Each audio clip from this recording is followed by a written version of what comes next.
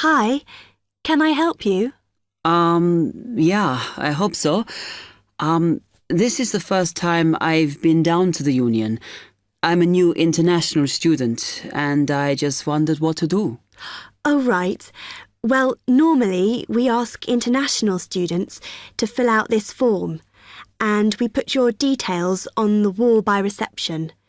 Then other students can contact you. It's a way for everybody to get to know each other. It can be a bit lonely otherwise. Oh, I see. What's your name? I'm Anna, by the way. It's Stefan Unger. OK, well, just write that there next to name and then fill in the rest. Right. What does it mean, degree program? Oh, just if you are an undergraduate or a postgraduate. Or maybe you're just here for a short course? I'm a postgraduate. Do I need to say what in? Not really. It's too much detail. But you should put your department so people who have the same interests or problems as you can get in touch. So I'm studying marine construction, so for department, do I put down the science faculty then? Just your actual department. That must be engineering, no? Oh, I see, yes. Then if you list what you like doing in your free time, not that we ever get any when we're studying, and maybe you can meet up with someone socially or to join a club or something. Well, I like lots of things. Shall I just list them? My advice is to just put one or two, like football and films or whatever. Otherwise, you'll get so many invitations, you won't get any time to work. OK. I think I'll just list computer games, as that's my big interest. Oh. I haven't played football for ages. I may start to play once I get settled. Now, let's see. Next thing is languages. Yes, we find many of the international students get a bit tired of speaking English all the time. Sometimes they like to speak to someone in their own language. It's up to you. That is a good idea. I presume I don't need to put English down. Oh, no. I put Italian and French. I can only speak German, my mother tongue. OK, well, that's fine. Just put that. What does accommodation mean? Is that my address? We're trying to find similarities between people, and some people live in hall, some are in flats, some are in bedsits. So it helps if you say. I'm in hall, though I'd like to be in a flat, but that won't happen till the end of the first term. Put where you are now. You can always change it later. Then finally, just put your phone number. I haven't really got one. I haven't sorted out a mobile yet. Well, it's going to be difficult for people to contact you then, isn't it? Why don't you put the union one and we'll take messages for you? OK. It's 02950 659 003. Have you got that? Yes. OK then. You now have 30 seconds to read questions 7 to 10.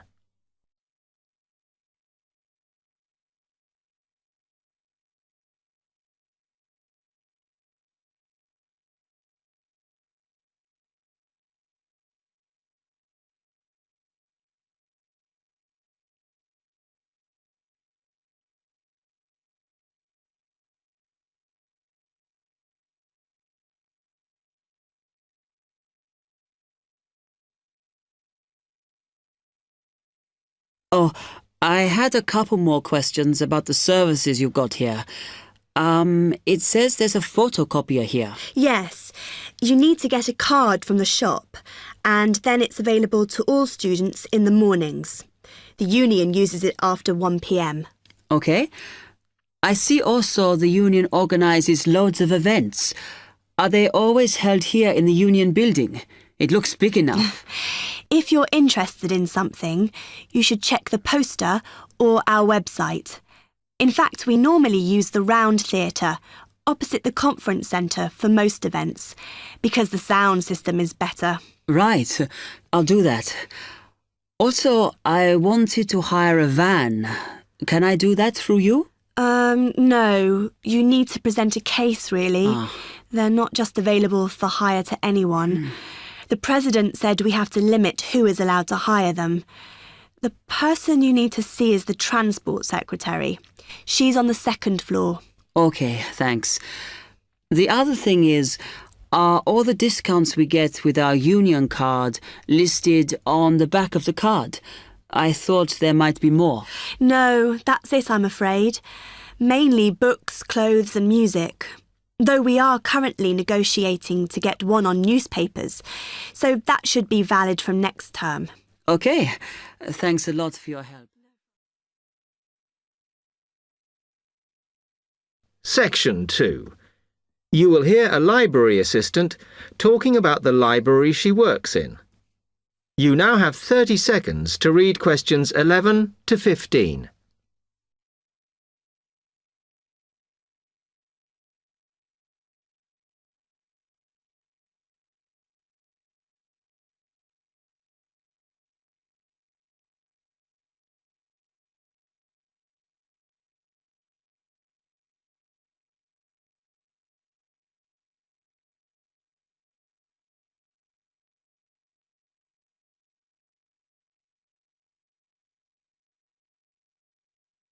Hi, can I help you? Yes, I wanted to join the library. Okay. First of all, let me show you around the library and explain a few things for you. Okay, now we're here at the main entrance. You can see the reception, which is where you bring back and take out books. And also, we can order books and answer your questions there. Next to the reception, where you can see those old desks, is where we keep the magazines, because you can sit down and read there.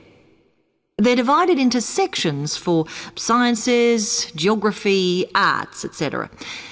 Then, at the back of the library, you can see the section for old books. Next to that is where the books proper start. That used to be the science section, but now on those shelves you'll find the art section. We had a big reorganisation in the summer, which I think has made it clearer. The numbering is standard, so you should be able to find what you want quite easily. However, if you can't find something, it probably means it's been borrowed. Okay, then in the corner next to the reference section is where we thought it was quietest and away from the phones and printers and things, so we've put the study desks there. They all have computer access if you need it for your laptop. We do ask that you don't just read magazines there, though. Okay, then there's the reference section, where you can look up the files. Then, as we come back to the main entrance, is the next section, where we used to have the languages.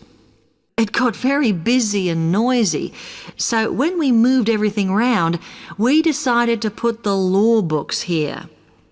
Also, because it's a smaller section, it fits quite well here.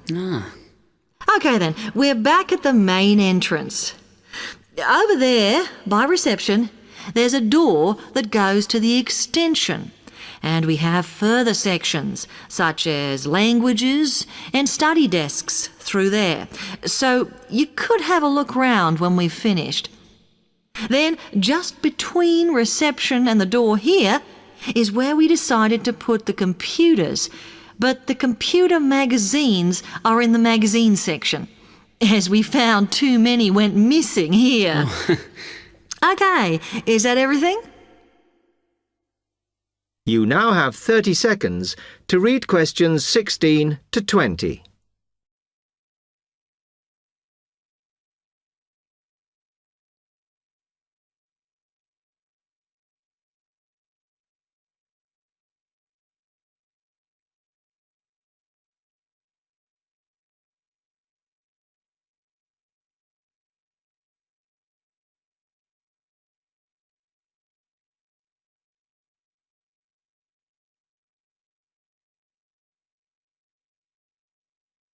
That's great, thanks. Can you just tell me a bit about borrowing and the rules and whatever? Of course. Over the last 2 months, we've been introducing a new system for this, and you can now take books out for 6 weeks. That's generally enough for most people. We usually get books back within 30 days. Of course, you may decide to renew the period. You used to have to come in to get the book stamped because we don't like doing it over the phone, as there's no record of it. But now you can do all that via email. Oh. If you do forget to renew, then we do make a charge, I'm afraid. That helps our costs, of course, but we do insist on it. The good news is that there is only one charge. I know some libraries charge £1 for 1 week and then it goes up with each week it's late. We ask for £1.50 as we think that's high enough to stop people being overdue. The other thing you may want to know is what you do about books that are not on the shelves. We do have a system for reserving them. All you have to do is fill in a yellow form behind those blue ones on the desk and give it to someone at reception. We'll let you know when it comes in. Also, sometimes you will need a journal article that we don't have but can get from other libraries. So we offer an ordering service if you need it. Now, if you'd like to fill in this form here... Section 3. You will hear 2 students, Ramil and Kirsten, discussing presenting a paper at an architecture conference. You now have 30 seconds to read questions 21 to 28.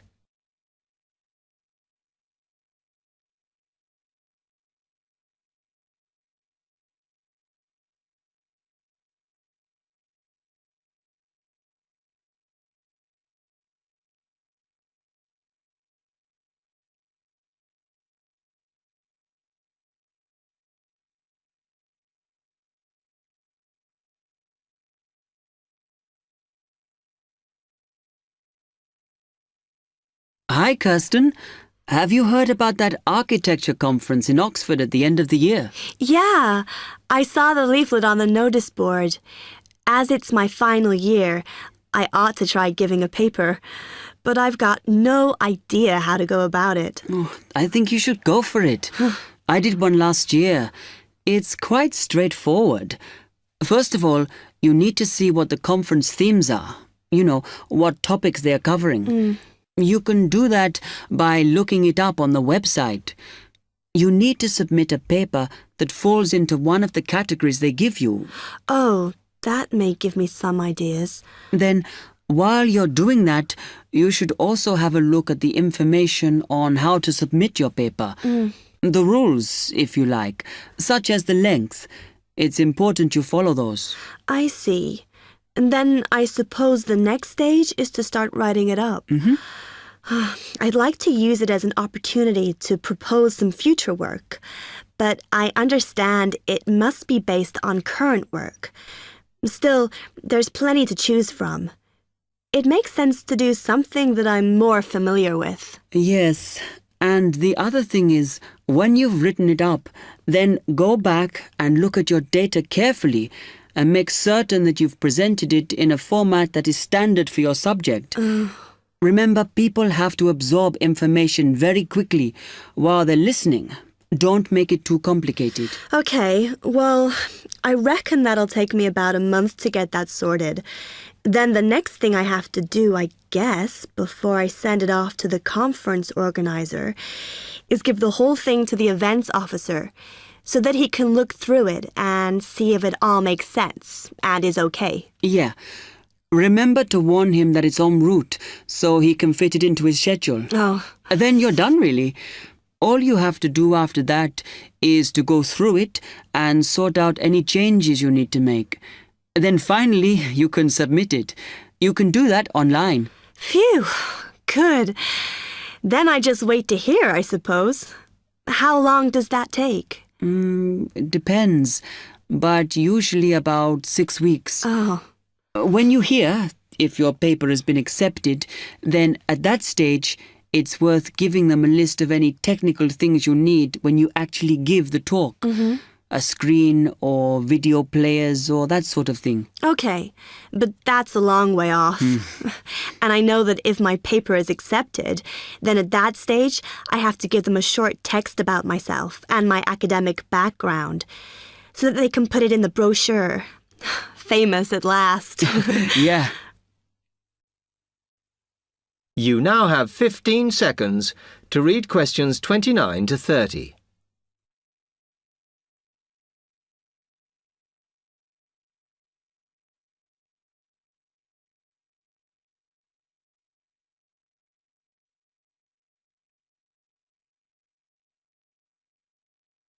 Right, well, I've got to get a couple of things sorted if I'm going to get this paper completed. Have you got enough data? Possibly.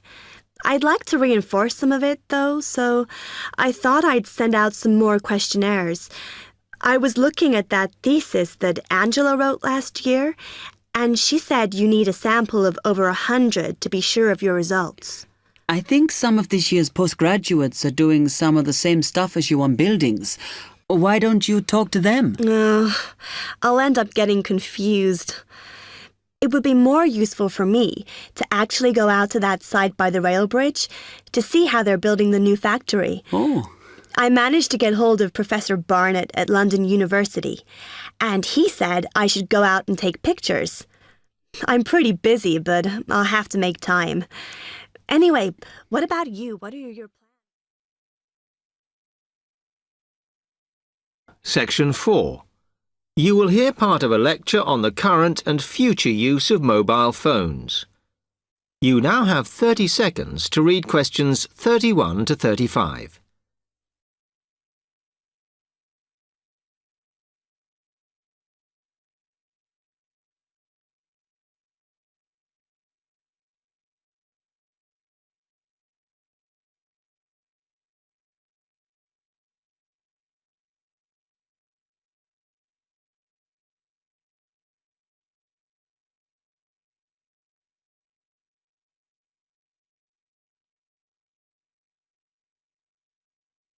Okay, now today we're looking at changes in communication, and specifically changes that have just happened or are likely to happen in the next few years. Key to this is the mobile phone, which is increasingly being seen as an all-purpose system rather than just a phone. If you only use your phone for texting and making calls now, you will be amazed at how you'll be using it in the future. The technology has been developed for a range of other uses. For example, phones could be used so that if you are meeting someone and they get lost, you could send them a map of your location to help them. This will save all those complicated explanations over the phone and our poor friends or colleagues trying to drive and find out where they are at the same time. And if you get bored waiting, or if you're traveling, for example, you will soon be able to see TV news on your phone as it is actually being broadcast. This means that you won't have to miss any of your favorites if you are away for a few days. Most people have got used to texting now, and young people send pictures to each other. But what is exciting is the possibility of putting music with them before you send them. And it's not all frivolous. Phones are going to become even more critical in business and education. Some recent developments have a highly practical usage. So, for example, as lecturers, we will be able to send everybody a text to let them know if lectures have been cancelled. And the new phones could have a further use in education, as well as business, as they will enable us to go to any destination, such as when we are doing a field trip, for instance, and from there to send data directly to a computer so that we can access it when we get home. This means we will no longer be limited by what the phone can store. You now have 30 seconds to read questions 36 to 40.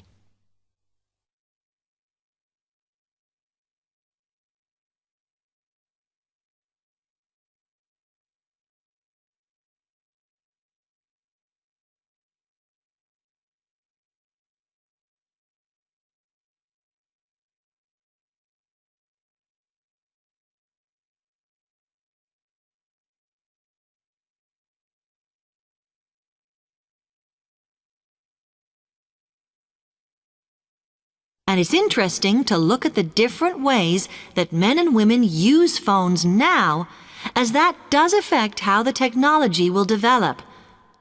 Some research has been done on how people use phones, and some of the results are surprising. One of the increasing usages of mobile phones is to get all sorts of data, such as phone numbers, the weather, train times, etc. And while there's been an attempt to set up connections with things that women might be interested in accessing, it is overwhelmingly men who do this. But what about the traditional use of a phone? To speak to people? I suppose we would predict that it is mainly women who use phones as a method of contact for friends and family, but, in fact, the genders exploit this facility equally.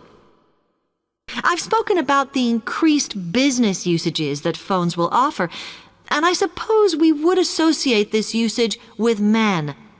The survey picked up, though, that women are often working from home or catching up with work in the evenings, so they use phones in this way as much as men do. Most of us are aware we can store photos on our phones. It's an ideal method of capturing a moment wherever you are. Women tend to be the group that keep photos on their phones, but it seems that men use their phones to actually take pictures much more than women do.